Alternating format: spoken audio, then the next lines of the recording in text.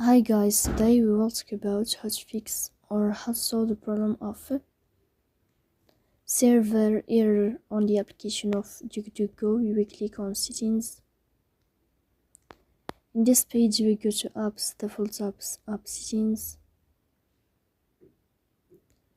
On above you will search about DuckDuckGo and you will click here.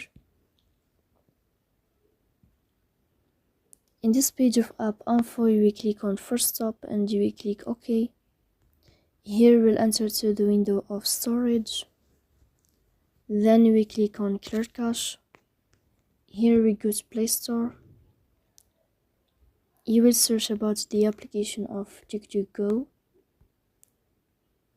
Then here if you find update you can click to update your app. So please don't forget to support us by like and subscribe. See you next time in another video.